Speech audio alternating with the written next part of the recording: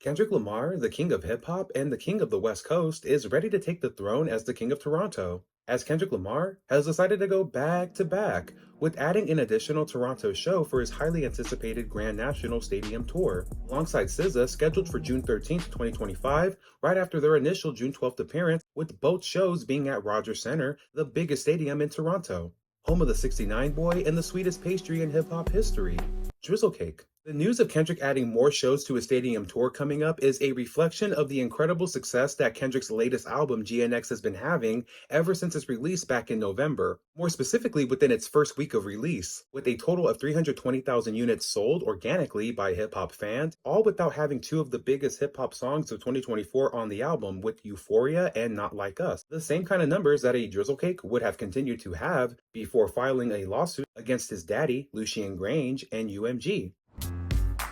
I built this shit. Me. Brick by brick. And I'll be damned if I let you tear it down just because you don't like the way another nigga talk. Organically going to number one because hip hop and the culture support the record because, it's a great record.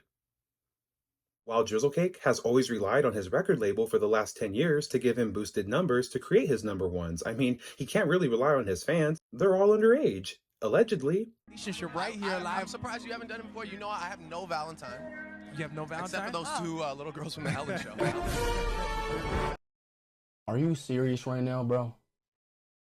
But in all seriousness, with Kendrick Lamar dominating the charts with his album GNX, then to pop out back-to-back in Drake's hometown, holding a stadium tour, and as the first rapper to do it in Toronto, makes it clear that the demand for Kendrick Lamar and his music in Toronto is stronger than ever, and that the people of Toronto appreciate real hip-hop music and want real hip-hop music from the king of hip-hop, Kendrick Lamar, further proving to all the OV hoes that their 69 war general, Champagne PDF, doesn't even get more love in his own city, let alone Compton. Get more love in a city that you from, nigga.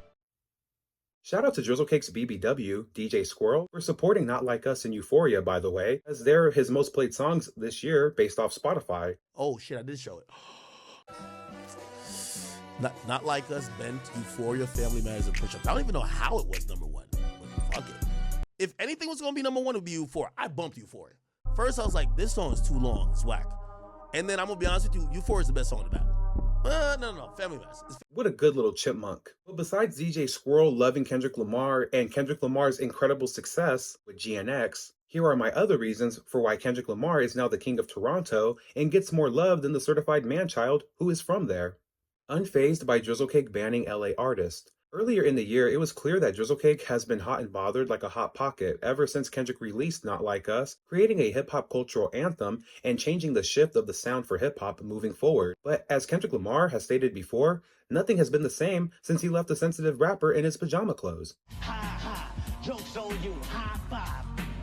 I'm bulletproof. Because Drizzle Pie might be the most sensitive rapper of all time. As Drake decided to start banning artists, more specifically artists from LA who have a connection with Kendrick Lamar and TDE, with canceling Schoolboy Q's Toronto show for his Blue Lips tour that was scheduled for July 18th of 2024, just to be abruptly canceled, with Schoolboy Q going on his social media accounts to notify everyone of Drizzle Cake canceling the show, and how the Canadian police wanted no involvement from TDE artists. But Schoolboy called out the Young Money crew, making it clear that Top Dawg from TDE and Schoolboy Q linked up with Birdman and Birdman Jr., Lil Wayne, at a Party Next Door concert at the Palladium in LA just a few weeks before Schoolboy Q's July 18th appearance that was supposed to happen in Toronto, making it very clear on social media that TDE could have gotten active on Party and his white powdered nose in LA if they really wanted to mess with the OVHO crew.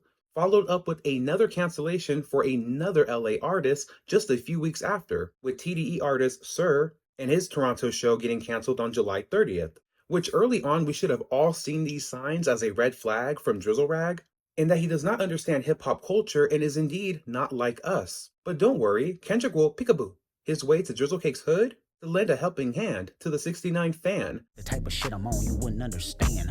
Bottom line, the idea that Drizzlecake thought he had pull in his own city by trying to ban LA artists just back in July this year, there is no way you're going to tell me that Drizzlecake is going to live down Kendrick Lamar being at Rogers Center Stadium not one but 2 nights. At this point, we might as well do it 3, 4, 5 plus 5. On top of that, you already have to deal with the Super Bowl halftime show that's in February, thinking like, oh, I'm going to file the lawsuit. I got my new court date on December 20th, allegedly, for his lawsuit with UMG, thinking he's going to stop Kendrick Lamar before the Super Bowl to perform Not Like Us, all that, right? Well, now you got this, buddy. So what happens when June 12th and June 13th pop up? Are you going to pop out with the Pilgrims at Rogers Center, Drizzlecake, or are you going to go back to Australia? Maybe the Netherlands? Switzerland? I don't know. With Kendrick Lamar now having 2 separate dates for Toronto with June 12th and June 13th, I think this is a perfect opportunity to rub more frosting on Drizzlecake's top and really let him have it in his own city of Toronto. So here's what I think Kendrick should do for Toronto Night 1 and Toronto Night 2 for his Grand National Stadium Tour. Day 1, invite the Toronto Blue Jays. Look, y'all, I already told you I'm the love child of Wendy Williams and Anthony Fantano in these YouTube streets, so please forgive me when I'm being petty. Like Nicki Minaj's last name, I mean well when I say inviting the Toronto's Major League Baseball team to Kendrick Lamar's first night in Toronto at Rogers Center, where the Blue Jays play their baseball games, would be mental warfare that I don't think Drizzlecake could really handle. With his issue recently with Toronto Raptors going to their game courtside, mean mugging like Ice Cube at DeMar DeRozan, when DeMar has literally been a top 2, top 1 potential player, you're going to come for the greats of Toronto that were great before you. And the backlash that Drizzlecake got not just from Toronto Raptors fans for not only disrespecting DeMar DeRozan, where it was supposed to be about Vince Carter and celebrating another Toronto Raptors great. As you could see, nobody's on Drizzlecake's side in Toronto, not even the major sports teams. We just got to get the Blue Jays, call up the GM, call up the president.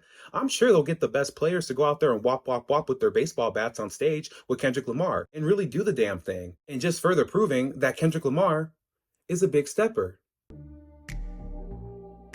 On day 2 in Toronto, Kendrick Lamar should invite The Weeknd, especially when The Weeknd is the same artist that gave Drake his greatest album of all time, Take Care. I mean, yeah, I'm sure Drizzlecake is probably expecting The Weeknd to perform. Maybe night 1 he would expect it, but night 1, nah, let the Blue Jays come out. Let it marinate that first night, because we know Drake will be in a high school parking lot somewhere in Toronto watching a live stream to see Kendrick whop, whop, whop. And just imagine the tears in Drizzle Pie's eyes when he sees Abel perform.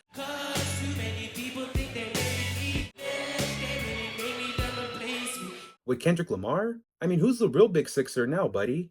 My final thoughts. It's clear as a bright sunny day in Philadelphia that Kendrick Lamar is rubbing extra frosting on hip hop's sweetest pastry, Drizzlecake. Kendrick Lamar is currently the biggest superstar in hip hop now, and to do more damage, taking over the biggest arena, Rogers Center in Toronto, that Drizzlecake has never claimed of his own.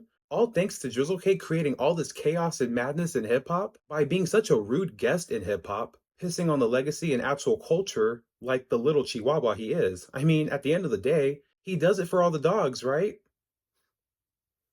Thank you so much for watching. Let me know what your thoughts are below. Please don't forget to like and subscribe, but comment on what you think about Kendrick Lamar adding more shows to Toronto, as it's clear that the demand for Kendrick Lamar is here for his new stadium tour. I think Kendrick Lamar knows that this is over for Drake, but he has to rub it in extra, because this is also the same rapper that was able to live through Story of Adidon and A Surgical Summer layer by layer. Drizzlecake is used to filing lawsuits. He's used to getting on his champagne Karen, not his champagne Poppy, and just being like, you know what, I'm just going to file a lawsuit. My mother would tell me to do it anyways. But until next time, thank you so much for watching. Go be amazing and have an amazing rest of your day.